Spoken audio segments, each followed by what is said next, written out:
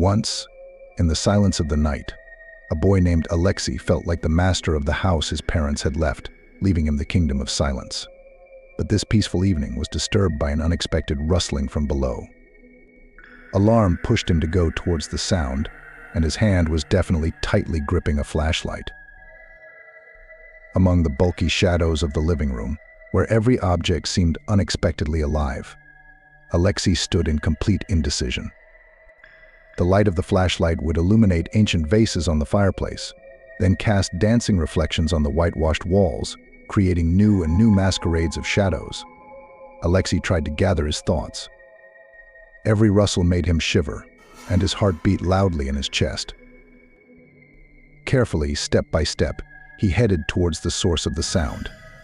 It seemed that the air was filled with the electricity of anticipation, and the quiet hum of the house was interrupted by the disturber of peace. The doorway to the living room framed the scene, like an arch at the entrance to another world, where the inhabitants of children's nightmares reigned. But when the beam of the flashlight rested on the swings, Alexei saw that there was no childish carefreeness on them, but only someone's unnaturally pale figure, as if cut out of the darkness. Its contours swayed gently with each movement of the swings. The boy was mesmerized and could not take his eyes off this figure, which seemed so familiar and at the same time immensely alien to him. The swings creaked with every swing, as if singing that strange song which the whisper had sung. "Play with me," the voice repeated, and it sounded like a child's, sending shivers down his spine. The sound fell to the ground like drops of lead, viscous and relentless. Unexplainable fear paralyzed the boy, but curiosity pushed him forward. He slowly approached the swings, ready to solve the riddle that brought the creature into his home. With each step, his breathing became louder, and the words of that strange call rang in his ears. But when he was a step away from it, the figure suddenly dissolved, like smoke, leaving nothing behind but a feeling of coldness that ran down his spine.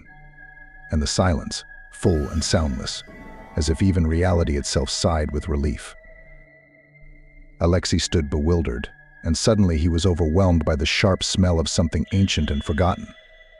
The air in the room became dense and heavy, and it felt the presence of something unknown, which had just left this corner of the world. Dawn began to flicker outside the window, but the sun's rays could not dispel the shadows of nocturnal anxieties that had just descended on the boy in his own home. At the moment when the sounds of an unusual click pierced the silence of his childhood room, Alexei found himself at the epicenter of a nightmare in an instant. His gaze took in a wide amphitheater, the heavens weighed heavily with dark, cloudy, dragging the day into endless night.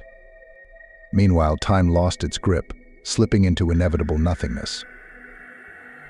The amphitheater was surrounded by rows of seats made of dark mountain rocks, stretching upwards, here and there interrupted to make way for empty portals, through which even the wind seemed afraid to carry its piercing echo.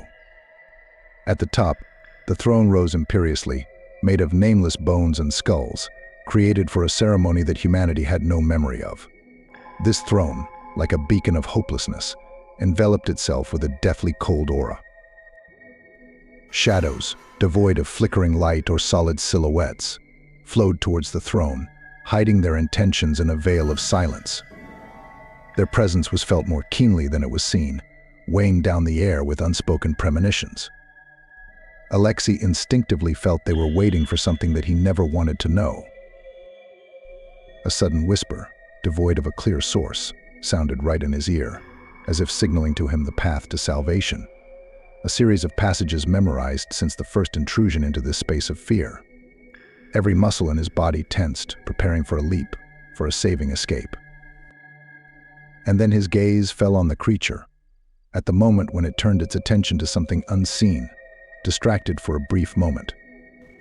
Under his gaze, reality distorted, like a reflection in a whirlpool, worlds and epochs intertwined in a dance of madness, opening portals to dimensions that no one should see.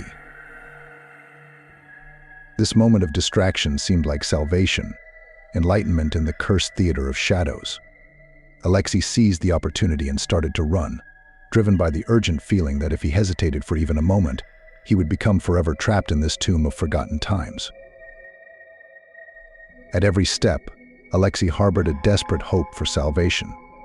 But the corridors of the labyrinth, created by the entity, proved to be a silent riddle leading him back to the heart of the nightmare, to the throne, where a monster lay in wait. It seemed to be the guardian of eternity, disrupting the laws of space and time with every gaze from its empty eyes. The more the boy tried to escape, the more futile his efforts became. Mirages of freedom appeared before him, slipping through his fingers like serpents through the mist.